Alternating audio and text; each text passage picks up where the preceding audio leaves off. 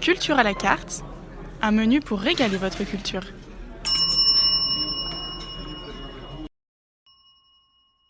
Bonjour et bienvenue pour ce deuxième épisode de Culture à la carte. Je suis en présence de l'équipe du podcast avec Inès, Jeanne, Emma, Louise et moi-même.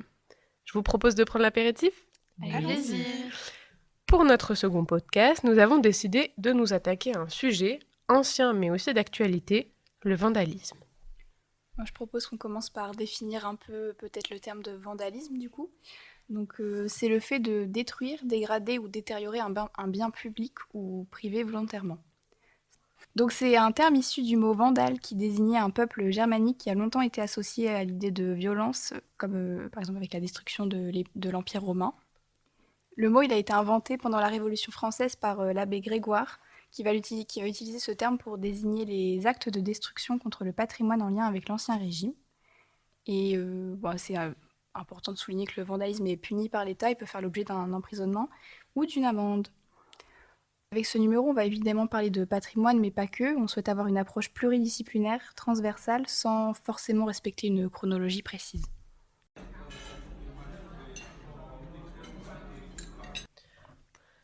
Pour l'entrée, on vous propose un premier débat. On va se demander si les œuvres doivent-elles être absolument protégées. En effet, on peut parler des œuvres qui sont dans l'espace public ou dans les musées. Donc un premier exemple, on a Anish Kapoor, donc un artiste qui est intervenu au château de Versailles, donc dans les parcs en 2015. Il a installé, c'est une œuvre, une installation, un long tunnel de 60 mètres entouré d'excavations et de blocs de pierre. Cette œuvre, elle s'appelle Dirty Corner. Et cette œuvre, elle aurait une connotation sexuelle. En tout cas, cette connotation sexuelle est assumée par l'artiste.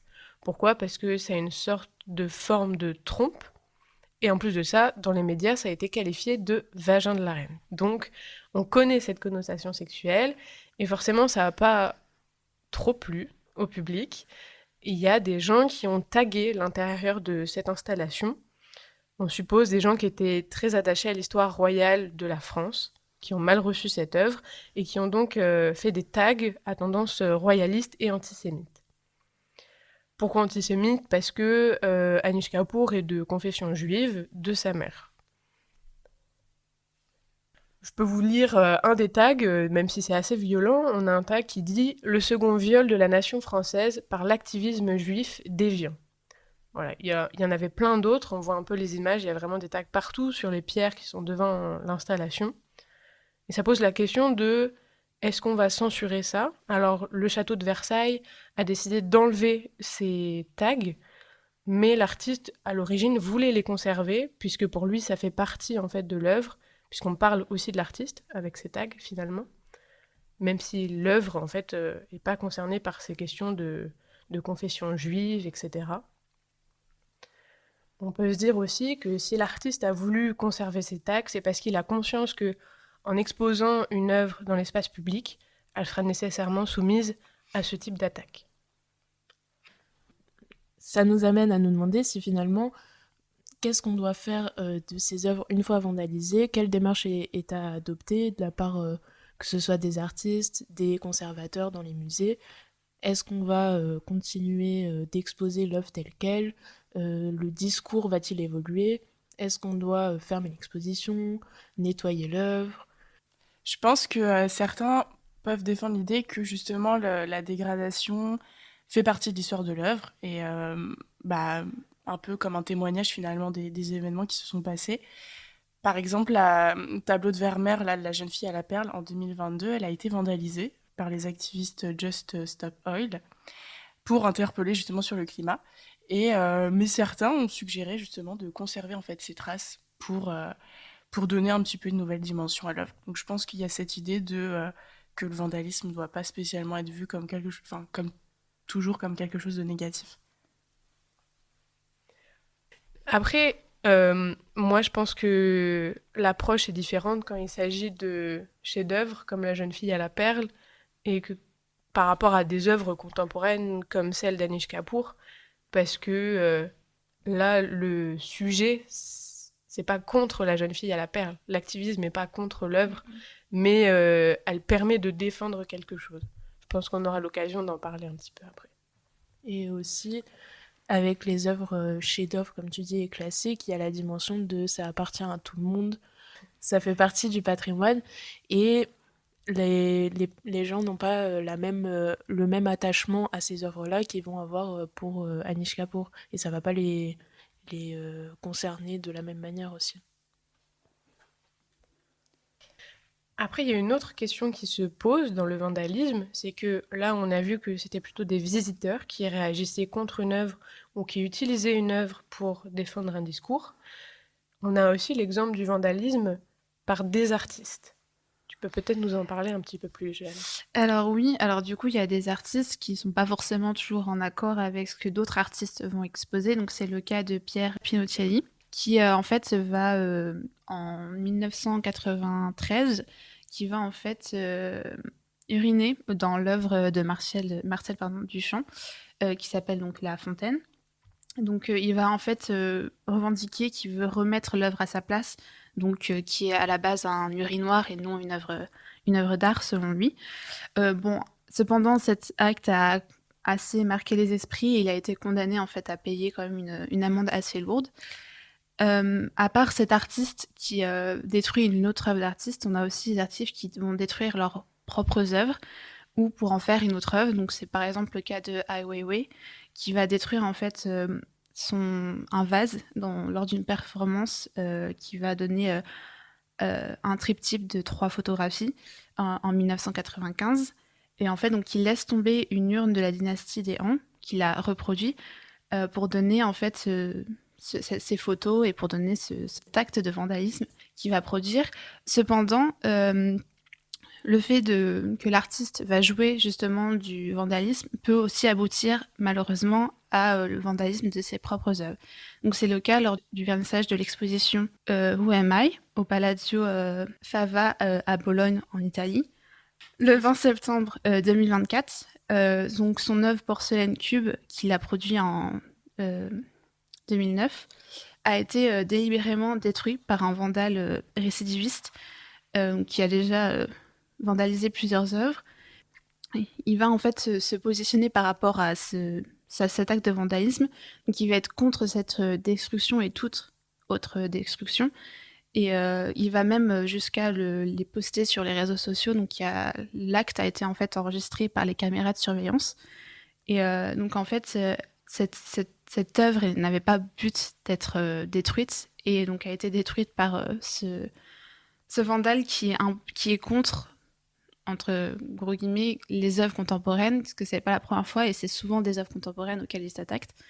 Et en fait, cette œuvre, la réaction de Ai Weiwei, en fait, elle a juste été remise sur son socle, mais elle a été cachée cependant par les commissaires de l'exposition par un drap pour un peu. C'est un peu comme une scène de crime qui est pour cacher le corps. Voilà. On peut avoir d'autres exemples, puisque c'est connu que les artistes eux-mêmes, parfois pour aussi apporter de la signification à leurs œuvres, détruisent leur réalisation. On peut avoir un autre exemple, Inès? Ouais, alors moi je voulais vous parler de Banksy qui avait autodétruit son œuvre, donc la petite fille au ballon qui est plutôt connue. En fait, il avait dissimulé un broyeur à papier dans le cadre qui s'est activé en pleine vente aux enchères pour dénoncer justement un petit peu la marchandisation de l'œuvre. Mais du coup, en fait, cet acte n'a pas influencé négativement la vente puisque l'œuvre a été vendue à 21 millions d'euros chez Sotheby's. Ça s'est passé donc en 2018. Donc voilà, par moment, en fait, le vandalisme, encore une fois, n'est pas spécialement vu de façon négative, hein, puisque là, en fait, il a amené à la notoriété et de l'artiste et de l'œuvre.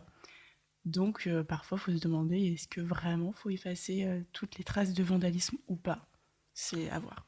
Surtout que là, la destruction de cette œuvre, elle signifie quelque chose dans la démarche de l'artiste qui est qu'il ne veut pas en fait vendre d'œuvres sur le marché de l'art, il est contre ça. Il préfère être accessible à d'autres populations qui ne pourraient pas se permettre d'acheter ce type d'œuvre en vente aux enchères. Exactement. Et il y a aussi la problématique de, quand on est dans les musées, comment on fait pour contrer ce vandalisme, les risques qu'il peut y avoir on a la présence de vitres. Et c'est d'ailleurs pour ça que des activistes écologiques comme Just Stop Oil se permettent, entre gros guillemets, de vandaliser des peintures avec des soupes, parce qu'ils savent que c'est normalement protégé avec des vitres. Mais les vitres, ça protège pas tout, le cadre peut être endommagé. Des fois, les vitres sont endommagées quand le jet est un peu trop violent et qu'il y a le récipient qui va se mettre dessus. On a aussi les mises à distance qui peuvent des fois empêcher certains actes de vandalisme, mais il faut aussi garder à l'esprit, je pense, que toutes ces manières de protéger, c'est pas à viser seulement contre le vandalisme, mais c'est aussi à l'usage de tous les jours, les petits accidents qu'ils peuvent avoir. Les vandalismes, c'est pas du vandalisme, c'est de la casse, ça arrive. Les personnes avec leur sac à dos qui peuvent se retourner et frotter sur une œuvre.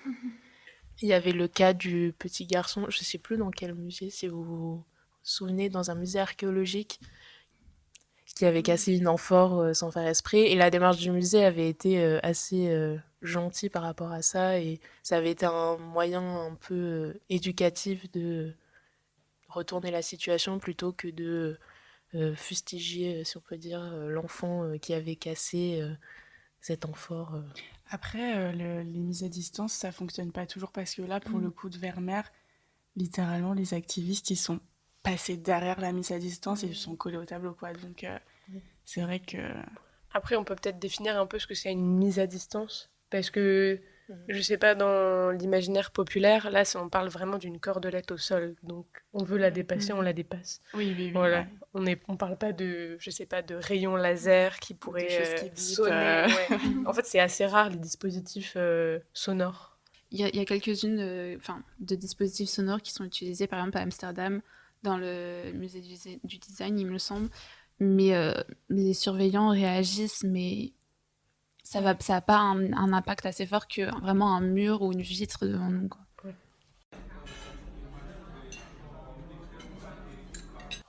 Du coup, on peut embrayer sur le sujet, justement, de l'activisme comme vandalisme, voir un petit peu ce que vous pouvez en penser. Évidemment, on a déjà introduit un peu le sujet du vandalisme dans les musées, donc on parle des activistes écologiques qui lancent de la soupe ou de la tarte à la crème, de la purée de pommes de terre, tout ce que vous voulez.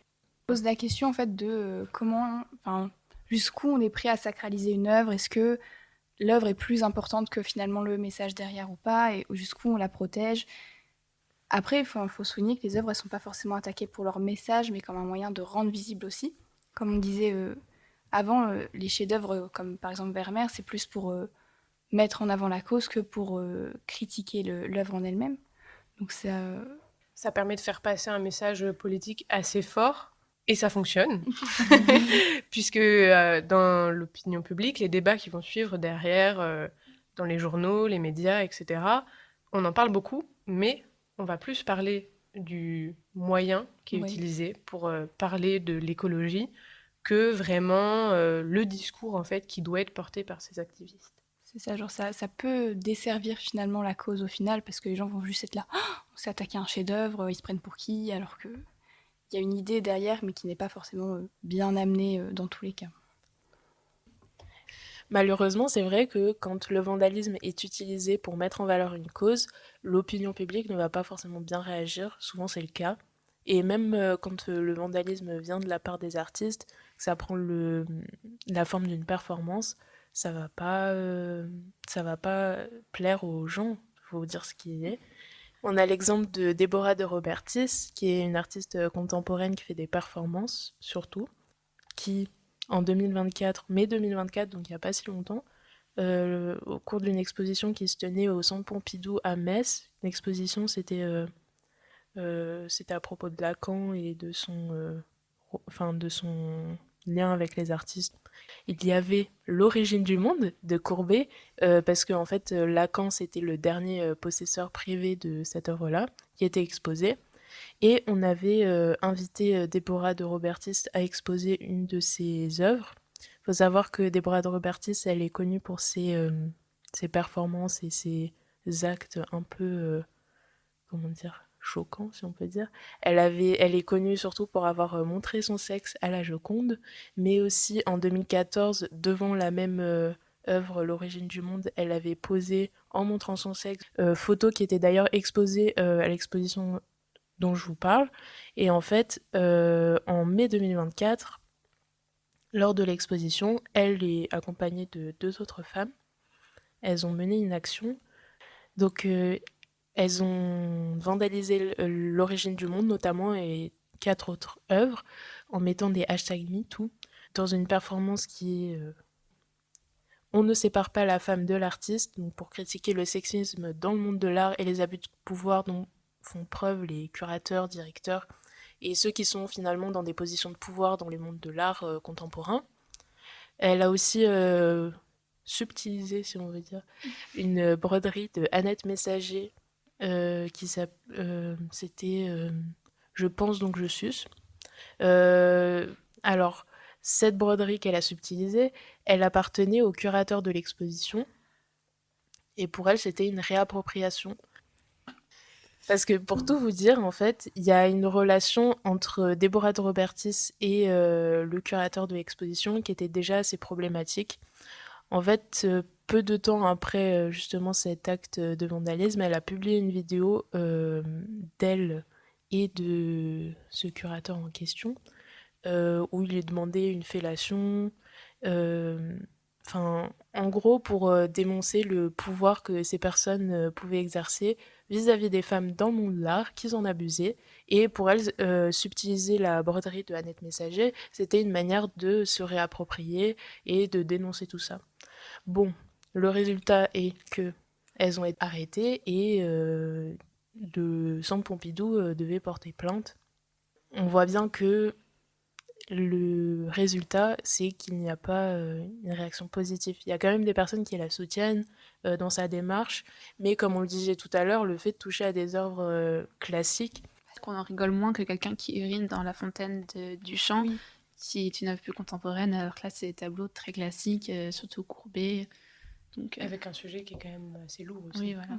Plus que deux. Et puis après, c'est vu comme une manière contrôlée de vandaliser avec le fait qu'il y a la présence des vitres, que ça peut être facilement nettoyé, tout ça. Mais c'est vrai que je crois que l'un des cadres d'une des œuvres a, il me semble, été endommagé. Après, on pourrait se dire, quitte à vandaliser d'une manière... dans le cadre de la performance, est-ce que ça serait pas, on pourrait pas faire quelque chose en accord avec le musée où finalement il y aurait une grosse vitre en plexiglas qui recouvre tout comme un espèce de cube et on le fait par-dessus.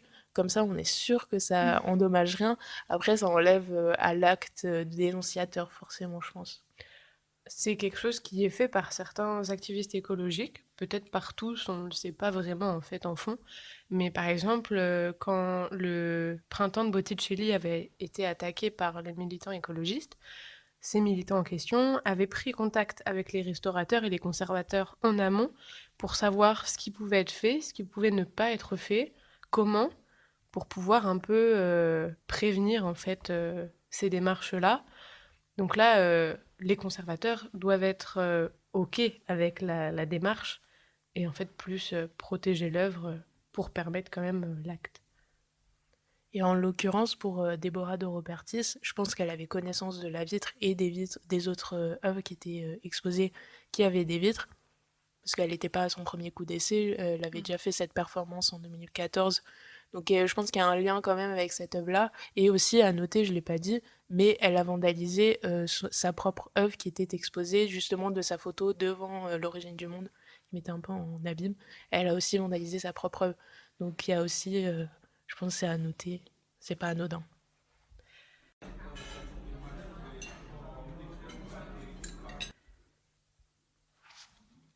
On a un autre sujet sur lequel on peut glisser, c'est l'impact justement de l'opinion publique. Est-ce que les visiteurs ont une voix? Est-ce qu'il faut prendre en compte ces actes de vandalisme, quels qu'ils soient, ou les critiques qu'on peut avoir à propos d'une exposition ou de certaines œuvres en particulier?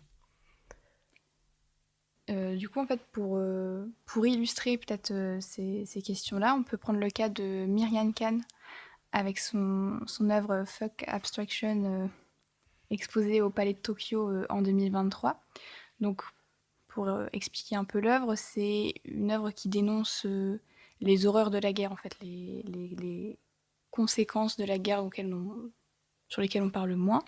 Et donc, elle représente un homme assez musclé, assez fort, qui contraint une personne bras liés dans le dos à lui faire une fellation. Ce qui se passe, c'est que la personne qui est contrainte à l'acte ressemble fortement à un enfant. Donc il y a plusieurs associations de protection de l'enfance qui s'en sont offusquées. Il y a énormément de visiteurs et de spectateurs qui ont commencé à faire des remarques parce que c'est une image qui est choquante. Elle se veut choquante, mais c'est une image qui est choquante. Et donc un dimanche après-midi, du coup, pendant l'exposition temporaire, il y a une personne âgée qui a jeté de la peinture violette sur l'œuvre pour dénoncer justement cette représentation pédopornographique qui n'est pas, alors on en pense qu'on veut, mais qui n'est pas assumée par l'artiste qui, elle, dit non, non, c'est pas ça du tout, c'est juste une personne comme ça. Je voulais la faire plus petite pour souligner le rapport de force entre les deux. Ce qui se passe, c'est que après l'acte, le musée et l'artiste ont décidé de continuer à exposer l'œuvre avec la peinture violette pour justement montrer, oui, cette œuvre-là, elle est faite pour faire réagir, et c'est bien qu'il y ait des réactions au final. Mais du coup, on peut se dire, est-ce que dans les musées, on met en place une procédure pour éviter que, par exemple, le jeune public voit ce type d'œuvre? Est-ce que ce jeune public doit voir ce type d'œuvre? Est-ce qu'on doit attendre l'ouverture de l'exposition pour voir ce qu'on peut faire de ces œuvres qui posent problème? Oui, et savoir peut-être, en l'occurrence, si l'œuvre, par exemple, à l'entrée de la salle, il y avait un panneau, petit disclaimer, comme ça peut être le cas des fois quand il y a des œuvres qui sont plus choquantes. Justement, pour parler de mémoire, on a un courant dont on ne pouvait pas omettre dans ce podcast, c'était de parler de Black Lives Matter. Black Lives Matter, c'est quoi? C'est une sorte de réappropriation en fait de l'espace public. C'est quelque chose qui existait déjà avant pendant la Révolution française, c'est une pratique très ancienne, mais évidemment les pratiques évoluent et aujourd'hui, Black Lives Matter a permis de déboulonner des statues qui font appel à cette mémoire. On pense par exemple à un des premiers exemples qui s'est passé en 2020 à Bristol, dans le centre-ville de Bristol en Angleterre, où la statue de Edward Colston, qui était un marchand d'esclaves, a été déboulonnée. Ça s'est passé un mois après la mort de George Floyd, donc forcément ça fait partie d'un climat autour des violences faites aux personnes noires, qui pose beaucoup de questions, qui portent à débat, évidemment, de ce qui doit être honoré ou non dans l'espace public. Oui, cette statue, elle a été déboulonnée, mais pas que. Elle a été taguée, bien cabossée, et après ils l'ont jetée dans l'eau. Et la ville l'a, je sais plus combien de temps après, repêchée. Et c'est vrai que maintenant, elle est conservée dans son état tel qu'il est maintenant, c'est-à-dire sur la tranche parce qu'elle ne tient plus debout. Et on construit un tout autre discours face à cette œuvre telle qu'elle est maintenant. Je pense pas que la statue sera repositionnée sur son socle d'origine, parce que déjà c'est pas possible. Je pense encore moins qu'elle va être refondue pour être réexposée dans l'espace public. Mais la ville pense faire une exposition autour de ce déboulonnage et ainsi donner des éléments de contexte à pourquoi les gens ont décidé en fait de déboulonner cette statue, pourquoi elle ne sera pas réexposée dans l'espace public. Et en fait, on voit bien que le discours évolue, les manières évoluent, et donc cette exposition se veut expliquer en fait pourquoi les habitants qui étaient contemporains à l'installation de cette statue pouvaient vénérer le colonialisme. Et il y a aussi le fait que maintenant le piédestal qui accueillait la statue qui a été déboulonnée est vide. Je sais pas si depuis s'ils l'ont réaménagé et mis une statue à la place. Je sais que dans les mois qui ont suivi le déboulonnage, il y a eu des tentatives de remplacement pas commandées par la ville forcément, par des personnes qui souhaitaient mettre en lumière des personnages. Il y avait des petites blagues comme Dark Vador, mais il y avait aussi des personnages plus importants qui, pour le coup, reflétaient, je pense, Les valeurs d'aujourd'hui, c'est ça. c'est des personnes qu'on peut plus honorer aujourd'hui que, évidemment. Parce que les mentalités évoluent et forcément, nous aussi. Et ce qu'on doit exposer aussi. Je sais pas si depuis, d'ailleurs, ils ont mis une statue définitivement. Moi, Ça, il me semble que le Ouais. socle est vide et il y a juste l'inscription qui était à l'origine pour désigner qui était représenté au niveau de la statue. Après, c'est peut-être, je sais pas, mais c'est peut-être pertinent que le socle reste vide pour que les gens sachent ce qui s'est passé réellement. En mode, il s'est passé ça, pourquoi est-ce que la statue elle a été cabossée justement. Il pourrait faire un lien avec l'exposition qu'il prévoit de faire et de dire, bah voilà, ce socle va rester vide justement pour respecter finalement la mémoire des esclaves. Et le fait qu'il reste vide et qu'il n'y ait pas une commande explicite de la mairie, c'est aussi bien parce que ça permet d'évoluer les personnes qui mettent des statues à la place de manière non demandée, si on veut dire. Ça devient un espace public qu'on se réapproprie et ça permet de faire évoluer la chose et d'avoir des débats, enfin de continuer le débat et de le rendre toujours plus intéressant. Puis ça laisse un peu la créativité au public, c'est assez rigolo.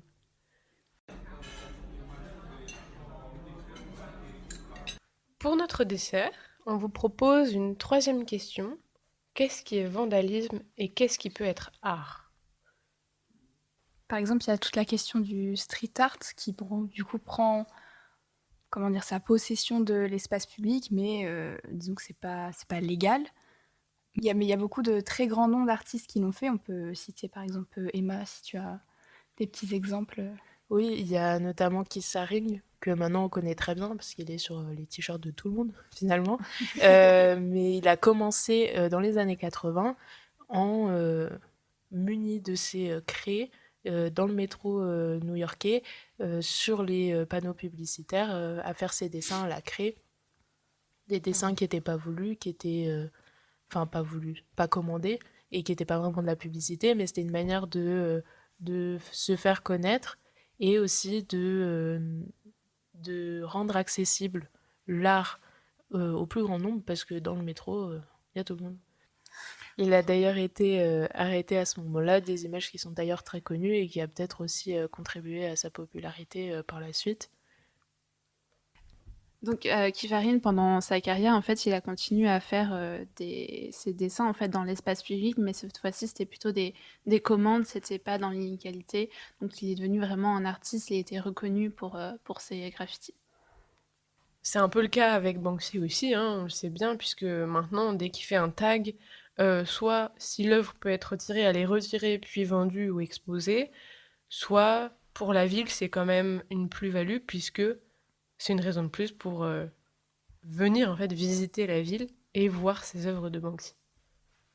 Après, je pense que cette idée de street art, c'est pas nouveau. Je veux dire, les grottes de Lascaux, c'était déjà cette idée de dessiner sur des parois. Donc, est-ce que c'est du vandalisme? Est-ce que c'est de l'art? Voilà, on peut penser ce qu'on veut, mais c'est pas nouveau tout ça finalement. D'ailleurs, je pense que le street art mériterait son épisode à lui tout seul, tellement il y a de choses à dire là-dessus.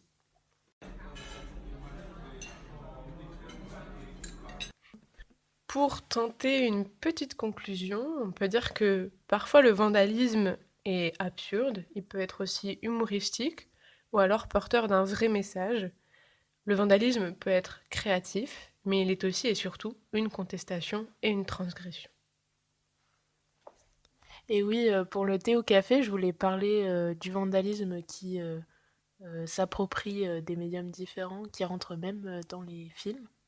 Il y a une scène qui est assez connue dans le Batman de Tim Burton, où le Joker et son équipe vandalisent les œuvres d'une salle d'un musée, et qui s'y donnent à cœur joie, marquant leur passage. Un vandalisme qui est présent même au cinéma et qui nous permet aussi d'avoir une mise en abîme du musée dans le film et qui finalement nous renseigne sur la vision d'une culture plus populaire et qui correspond aussi peut-être à la vision du grand public d'un musée.